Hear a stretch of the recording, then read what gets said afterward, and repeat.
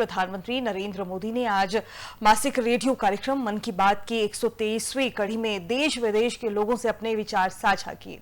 इस दौरान प्रधानमंत्री ने देश की उपलब्धियों, नवाचार सहित आपातकाल को लेकर चर्चा की। प्रधानमंत्री ने कहा कि 25 जून 1975 को देश पर लगाए गए आपातकाल की 50वीं वर्षगांठ को देशवासियों ने संविधान हत्या दिवस के रूप में मनाया है, ताकि उस दौर की क्रूरता को याद रखा जाए और लोकतंत्र की रक्षा के लिए सजग रहा जाए। प्रधानमंत्री ने आपातकाल को लेकर देश के दिवंगत नेताओं के संदेशों को भी आम जनता के समक्ष रखा।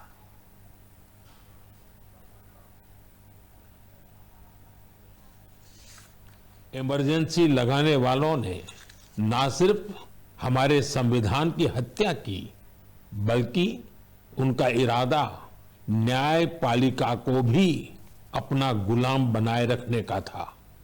इस दौरान लोगों को बड़े पैमाने पर प्रताड़ित किया गया था। इसके ऐसे अनेक उदाहरण हैं जिन्हें कभी भी भुलाया नहीं जा सकता। जॉर्ज फर्नांडिस साहब को जंजीरों में बांधा गया था। अनेक लोगों को कठोर यातनाएं दी गई।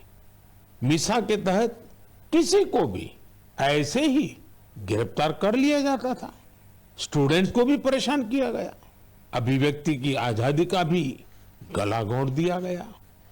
साथियों, उस दौर में जो हजारों लोग गिरफ्तार किए गए, उन पर ऐसे ही अमानवीय अत्याचार हुए। लेकिन ये भारत की जनता का सामर्थ्य है कि वो झुकी नहीं, टूटी नहीं और लोकतंत्र के साथ कोई समझौता उसने स्वीकार नहीं किया। आखिरकार जनता जनार्दन की जीत हुई। आपातकाल हटा लिया गया और आपातकाल थोपने वाले हार गए। प्रधानमंत्री ने कहा कि अंतर्राष्ट्रीय योग दिवस का स्वरूप लगातार भव्य होता जा रहा है। उन्होंने मन की बात में अंतर्राष्ट्रीय योग दिवस पर तेलंगाना में दिव्यांगजनों द्वारा योग से लेकर जम्मू कश्मीर में जवानों द्वारा किए गए योगाभ्यासों का भी उल्लेख किया। वहीं प्रधानमंत्री ने अंतर्राष्ट्रीय स्पेस सेंटर में भारतीय अंतरिक्ष यात्री शुभांशु शुक्ला से अपनी बातचीत के बारे में देशवासियों से विचार साझा किए। उन्होंने कहा कि न केवल गर्व की बात है, बल्कि अंतरिक्ष में भारत के नए युग की भी शुरुआत है। योग की ऊर्जा और अंतर्राष्ट्रीय योग दिवस की स्मृतियों से भरे होंगे। इस बार भी 21 जून को देश दुनिया के करोड़ों लोगों ने अंतर्राष्ट्रीय योग दिवस में हिस्सा लिया। आपको याद है, 10 साल पहले इसका प्रारंभ हुआ और 10 साल में ये सिलसिला हर साल पहले से भी ज्यादा भव्य बनता जा रहा है। ये इस बात का भी संकेत है कि ज्यादा से ज्यादा लोग अपने दैनिक जीवन में योग को अपना रहे हैं।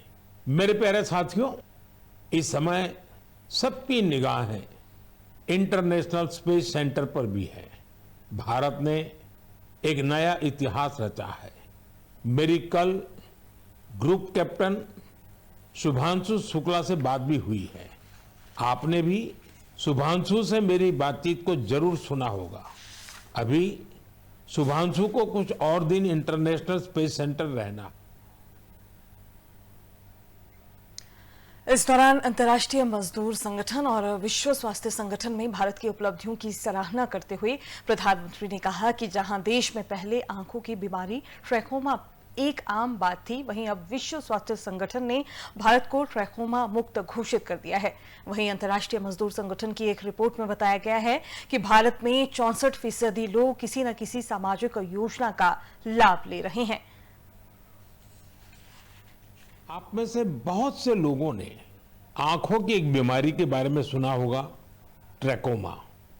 ये बीमारी बैक्टीरिया से फैलती है। हमने संकल्प लिया कि ट्रैकोमा को जड़ से खत्म करेंगे और मुझे आपको ये बताते हुए बहुत खुशी है कि विश्व स्वास्थ्य संगठन यानी WHO ने भारत को ट्रैकोमा फ्री घोषित कर दिया है। विश्व स्वास्थ्य संगठन WHO ने भी इस बात की सराहना की है कि भारत ने बीमारी से निपटने के साथ साथ उसके मूल कारणों को भी दूर किया है।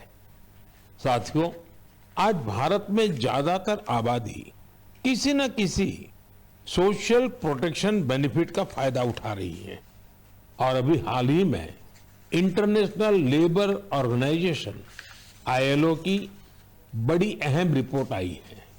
इस रिपोर्ट में कहा गया है कि भारत की 64%, 64% से ज्यादा आबादी को अब कोई न कोई सोशल प्रोटेक्शन बेनिफिट जरूर मिल रहा है।